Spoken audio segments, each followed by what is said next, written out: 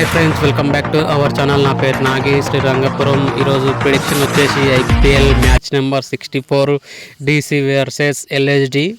ఇద్దరికి do or die matches అనుకొని చెప్పాలి. ఎందుకంటే వీళ్ళు లాస్ట్ మ్యాచెస్ ఓడిపోయినారు. ఆల్రెడీ అన్ని టీంలు వచ్చేసి 11-12 మ్యాచెస్ ఆడినాయి. అన్నిటికీ 10 పాయింట్స్, 10 పాయింట్స్, 12 పాయింట్స్ ఉన్నాయి. సో కన్ఫామ్గా ప్లే ఆఫ్ రేస్లో ఉండాలంటే కన్ఫామ్గా రిమైనింగ్ మ్యాచెస్ అన్నీ గెలవాల్సి ఉంటుంది. ఇంపార్టెంట్ చెప్పాలంటే డీసీ ఎల్హెచ్డి అయితే కన్ఫామ్ గెలవాల్సిన మ్యాచెస్. ఈ రెండు టీంలు లాస్ట్ మ్యాచ్ చూసుకుంటే కనుక కన్ఫామ్గా అయితే లాస్ట్ మ్యాచెస్ ఈ రెండు ఓడిపోయినాయి. డీసీ ఆర్సీబీ తోటి చాలా రన్ రేట్ తేడాతో ఓడిపోయింది.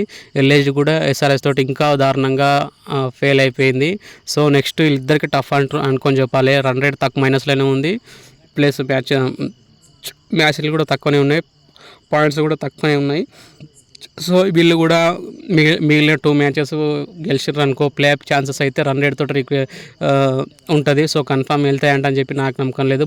బట్ ఈ రెండు ఎవరైతే బెస్ట్ రన్ రేట్ తోటి గెలిచినాయి అనుకో దాన్ని బట్టి ప్లే ఆఫ్ రేస్లో ఉంటాయని చెప్పి అనుకోవచ్చు. సో ఓవరాల్గా చూసుకుంటే లాస్ట్ మ్యాచ్ పంత్ లేడు. ఈ మ్యాచెస్ కన్ఫామ్గా కెప్టెన్గా మళ్ళీ వస్తారంటని చెప్పుకోవచ్చు. ఒక సైడ్ చెప్పాలంటే పంత్ లేనందుకు కూడా మ్యాచ్ ఓడిపోయింది అనుకొని చెప్పుకోవచ్చు. ఆర్సీబీ తోటి వాళ్ళకి 2 పాయింట్స్ యాడ్ అయినాయి. వీళ్ళకి కూడా 12 పాయింట్స్ ఉన్నాయి, వాళ్ళకి కూడా 12 పాయింట్స్ ఉన్నాయి. సో రిమైనింగ్ 2 మ్యాచెస్ ఆడితే కన్ఫామ్ అయితే గెలిచే అవకాశాలు, క్వాలిఫై అవకాశాలు అయితే ఉంటాయి. సో ప్లేయింగ్ లెవెన్ గురించి పక్కన పెడితే కనుక దీంట్లో అయితే match perfect game changer player ఎవరంటే జాక్ ఫ్రేజర్ మగ్గర్ అయితే కన్ఫామ్గా అయితే మంచి ప్లేయర్ అనుకొని చెప్పాలి. మా పవర్ ప్లే వరకు 6 ఓవర్స్ ఉంటే కనుక తక్కువ 60 రన్స్ అయినా సరే కొడతాడు. స్ట్రైక్ రేట్ కూడా 250 అబవ్ ఉంది. 250, 225 వరకు కూడా వచ్చాడు. ఫ్రేజర్ కూడా మంచిగా ఆడిండు అనుకో, మంచి టర్న్ అయ్యే మ్యాచ్. దాని తర్వాత షాయో పర్వాలేదు అనిపిస్తున్నాడు. నెక్స్ట్ వచ్చి రిషబ్ పంత్ బ్యాటింగ్ పరంగా పర్వాలేదు అనిపిస్తుంది. క్యాప్టెన్సీ లాస్ట్ అతను లేన్లో అయితే కన్ఫామ్ క్లియర్గా అయితే కనబడింది. సో అతను కూడా టర్న్ చేసే ప్లేయర్ అనుకొని చెప్పాలి. బ్యాటింగ్ పరంగా స్టబ్స్ కూడా పర్వాలేదు అనిపిస్తున్నాడు. 4 వికెట్స్ 5 వికెట్స్ పడ్డ తర్వాత వస్తున్నాడు. మంచిగా ఆడే ప్లేయర్ అతను. లాస్ట్ టైం రన్అట్ అయ్యిండు. 2 రన్అట్ వల్ల Jake Fraser and Stubbs 2 run out వల్ల ఆర్సీబీకి మరీ ప్లస్ అయ్యింది చెప్పాలి. పవర్ ప్లే అయినా 4 వికెట్స్ వాడే వరకు వాళ్ళకి ఏం చేయాలని అర్థం కాలేదు. అందుకోసం మ్యాచ్ ఓడిపోయింది. ఈ జాక్ ఫ్రేజర్ ఉంటే కనుక, స్టబ్స్ ఉంటే కనుక రన్అట్ కాకుంటే కన్ఫామ్గా ఢిల్లీదే మ్యాచ్ అనుకొని చెప్పుకోవాలి. సో బౌలింగ్ మిషన్కి అయితే ఖలీల్ అహ్మద్ పర్వాలేదు అనిపిస్తున్నాడు. నెక్స్ట్ కుల్దీప్ యాదవ్ అయితే లాస్ట్ టైం కొంచెం 55 రన్స్ ఇచ్చిండు, ఒకటే వికెట్ తీసి అది పెద్ద మైనస్ అనుకొని చెప్పాలి. వాళ్ళందరూ మ్యాచ్లో హిట్టింగ్ వేస్తారు, అందుకోసం చెప్పి ఒక మ్యాచ్ అటు ఇట్ అవుతుంది. దాని పక్కన పెడితే కనుక కుల్దీప్ యాదవ్ మంచి ఫామ్లో ఉన్నాడు, వికెట్ టేకర్ అనుకొని చెప్పాలి, మంచి గోల్డెన్ హ్యాండ్ అని చెప్పుకోవాలి. ఖలీల్ అహ్మద్ కూడా పర్వాలేదు అనిపిస్తుంది. దాని తర్వాత ముఖేష్ కుమార్ కూడా మంచి ఫామ్లో ఉన్నాడు అనుకొని చెప్పాలి. మళ్ళీ ఆల్రౌండర్ గురించి మాట్లాడుకుంటే కనుక Axar Patel last time captaincy కొంచెం తడబడిండు ఇంట్లో ఫీల్డింగ్ సెట్ చేయడానికి అట్లా కూడా.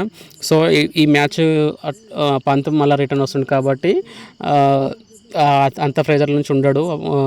మంచి ప్లేయర్సే అనుకొని చెప్పాలి. వీళ్ళ డీసీ గురించి మాట్లాడుకుంటే కనుక వీళ్ళైతే ఓవరాల్గా అందరు బ్యాట్స్మెన్స్ బౌలర్స్ మంచిగా ఆడుతారు. బట్ వీళ్ళకు నేను చెప్పిన ప్లేయర్స్ స్టబ్స్ కానీ, జాక్ ఫ్రేజర్ మగ్దర్ కానీ, షాయ్ హోప్ కానీ, రిషబ్ పంత్ కానీ, అక్షర్ పటేల్ కానీ, కుల్దీప్ యాదవ్ కానీ, ఖలీల్ అహ్మద్ కానీ వీళ్ళు మ్యాచ్ టర్న్ చేసే ప్లేయర్స్ అనుకొని చెప్పాలి.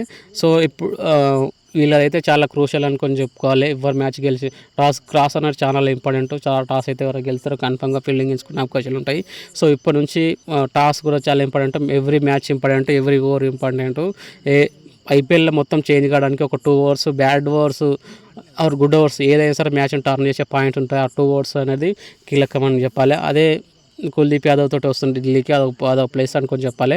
సో ఇప్పుడు ఎవరు గెలిచినా సరే ఫస్ట్ మినిమం 200 స్కోర్ కొడితేనే ఏదైనా సరే టఫ్ కాంపిటీషన్ ఇచ్చే అవకాశం ఉంటుంది. లేకపోతే 1 సైడ్ అనుకొని చెప్పాలి. 160, 170 ఇది చాలా తక్కువ స్కోరు.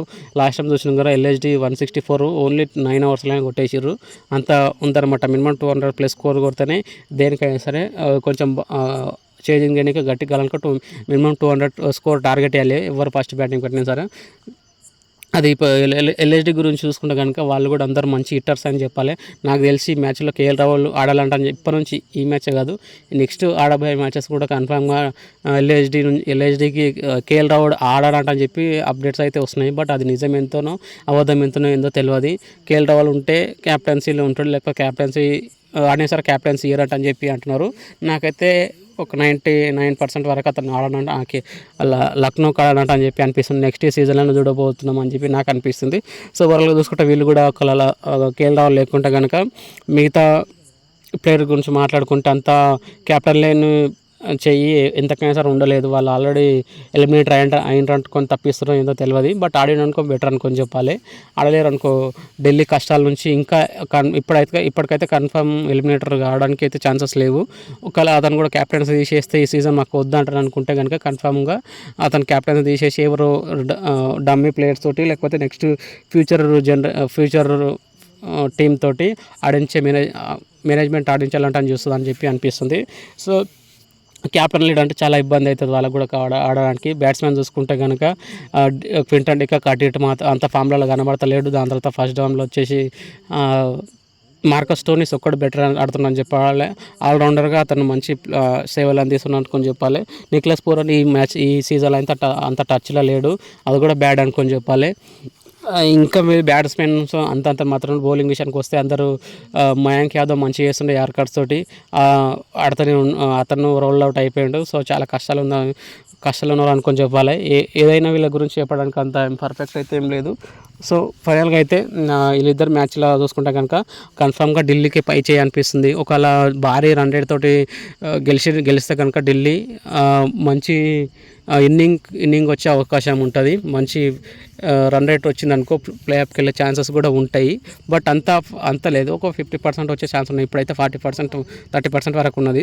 సో ఓవరాల్గా చూసుకుంటే ఢిల్లీకి పై చేయంటారు అనిపిస్తుంది. క్యాపిటల్ ఎల్ఎస్డి చాలా కష్టము. సో ఆల్మోస్ట్ ఈ మ్యాచ్ ఎలిమినేటర్ అయిందనుకొని చెప్పుకోవచ్చు.